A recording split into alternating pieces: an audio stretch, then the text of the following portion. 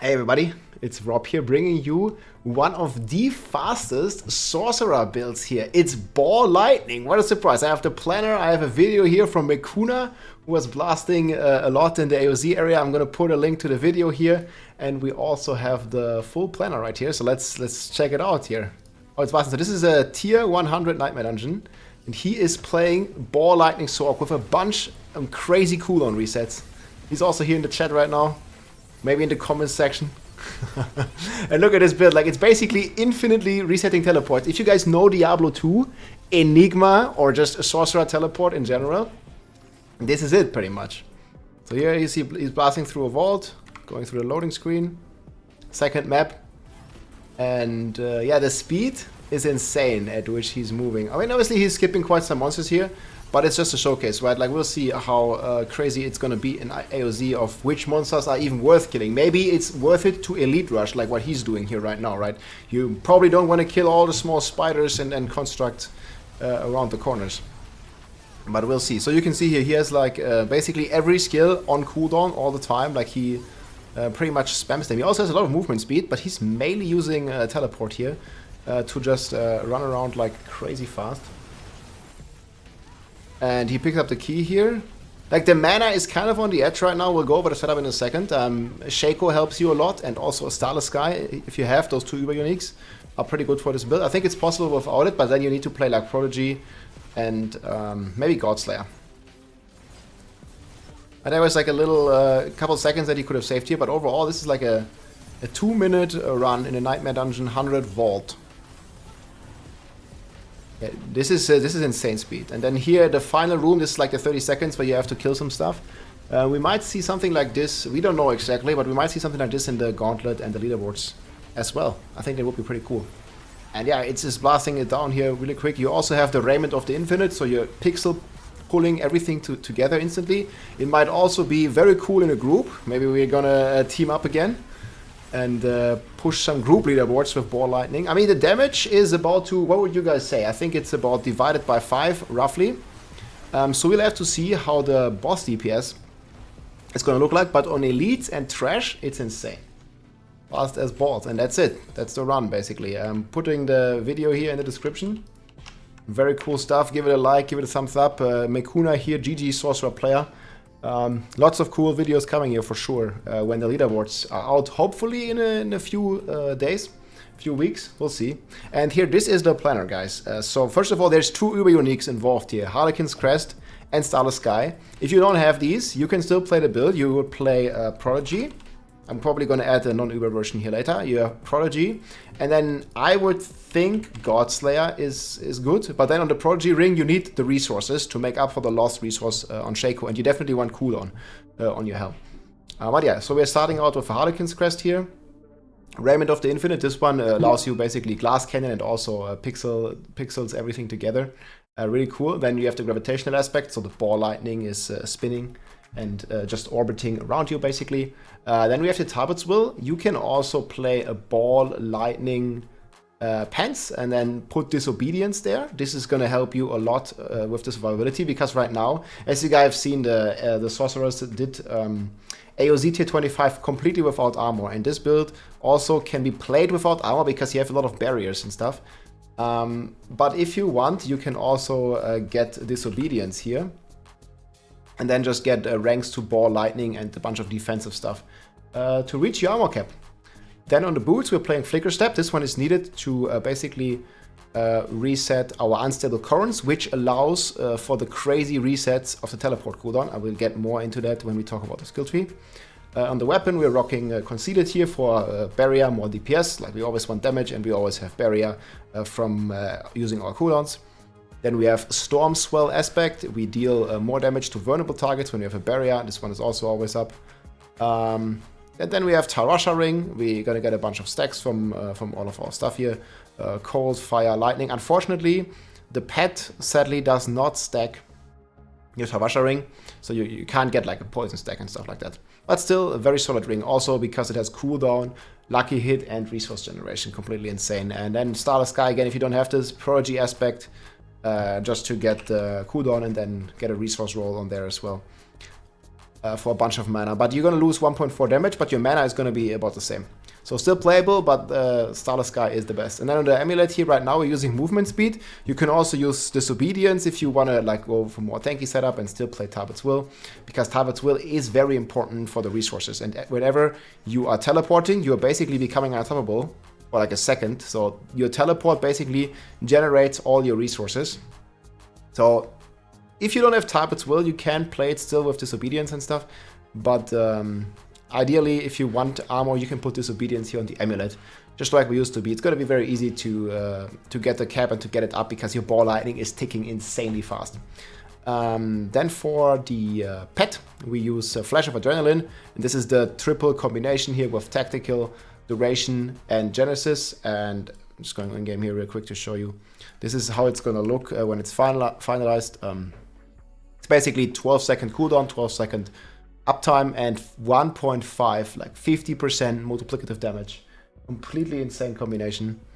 Then we are rocking a Tempest here with resources, Evernight, and efficiency. There is a bunch of other things you can take. If you don't have Evernight, you can take Safeguard here, for example. Gives you a bunch of damage reduction, but yeah, a crit chance is really important. And yeah, things like that. But that's basically how the build is. Then we're rocking Skill Tree. Fireball, just 2 points to unlock the next section. We have the Fireball. This is used for our enchantment. So we use Fireball enchantment and Teleport enchantment. And we can also reset our cooldown on our dash with the Flicker Step. Attacks reduce evades cooldown by 0.8 seconds. And your ball lightning is a lot of attacks. So you're going to reset this very easily and very smooth, like you see in the video here.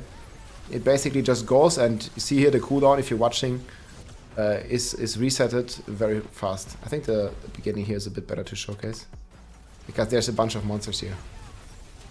You can see how it's getting reset here all the time. It's like 5 seconds, then it's up, 5 seconds, then it's up. Like it's up all the time, basically. And it's further enhanced by our Unstable Currents here later. But that's are the 2 enchantments. Then we're rocking triple points here. We have the Flame Shield. You can also play healing, but mana cost is your friend. And then teleport. You want to max teleport, so it has lower cooldown. 1 point here. And elemental glass cannon. We get more even from our chest. And you can also, if you don't have mastery, you can also get glass cannon ranks here. Mastery is the best, but glass cannon would work as well, because it seems to be that the Gauntlet is rather speed focused. So I think that's a pretty good one. Then we're rocking here all the cooldown. We're getting damage reduction, and we're getting the barrier here. Protection, this is our main source of barrier. Oh, then we're rocking Ice Blades. There's actually 1 point here in Ice Blades that is not supposed to be there. Conjuration Masterpiece, so we're getting more DPS for every Lightning Spear that is out, for every Ice Blades that is out. This one is pretty good. I think I'm going to put this here for now. Then we have Ball Lightning with the... Actually, we're going to put it... Sorry, we're going to put it in movement speed. Yeah, all the leftover points you can put in Conduction here for more movement speed. You want to be at the cap, basically, after you teleport. So you have 45%, and you usually have 25% on your boots. That's already putting you at 70, then you need 30% more. But yeah, you have teleport for moving around most of the time. Or lightning, then you have the Unstable Currents. This one reduces our cooldowns even further. And then we are rocking here less damage. And the Overflow energy in combination with all the crackling energy that our Unstable Current spawns reduces our cooldowns even further. Some crazy cooldown inception. And then we come to the Paragon. We are rocking Elementalist here. Again, we have Tarasha already. Then we have Destruction. Big crit multipliers. We have some toughness up here in the Burning Instinct. Planner again is going to be in the description. Then we have the Enchantment Master here with Unleash and just a bunch of buffs. Up top here, Frigid Fate, Adapt. This one is just really important. Lots of damage. Adapt, Mastery skill. Our Ball Lightning is a Mastery skill, so we get the increased area of effect and a bunch of extra damage. We have like all the int in range maxed out here. Ceaseless Conduit. We have Territorial. One thing I forgot down here on the Burning Instinct. So the only way to burn right now in this build is Flame Shield. It's up quite recent, quite sometimes, but not really as as often, so that we invest into it, right? So we don't want like all the burning damage and stuff. But here this one is just still very good with the dex multipliers, and that's a pretty good board because it has damage reduction and armor. And armor is usually pretty hard to come by on Sorc. Did I put one out now? Somewhere. Fix it later. Then we have up here the Searing Heart board. This one is with charge, picking up crackling energy. Again, your ultimate spawns a bunch of crackling energy. Very good stuff.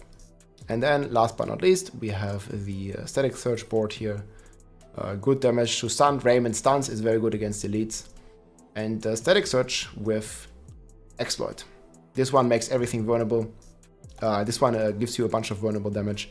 And in general, it's just pretty good to deal more DPS. I'm always like, you know, on other classes like Barb, Exploit actually makes stuff vulnerable, but here you're getting multiplicative damage to vulnerable. But that's really cool. But yeah, this is a really solid build. I will probably try this out myself some point soon here the next days, but this is looking just really solid and yeah, really fast. I can't wait to give it a try. I think the Fireball Sorc, like pure Fireball, is also looking very promising, and we'll see how that's going to turn out. I'm definitely looking to play Barbarian. It's going to be my main class for the Gauntlet. Then we're going to play Druid. Hopefully Shred is going to be the meta. We'll see. Shred looks pretty promising. And then on Sorc, this is going to be my third class. Fireball, Ball Lightning, something like that is what I want to play. But that was basically also the priority. But I think Sorc is a great class, guys. It's not weak like many say this season. I think Sorc actually might have potential to be the fastest class for the Gauntlet. Just because you have this amazing ability called Teleport. Like, it allows you to teleport instantly and teleport far and teleport fast.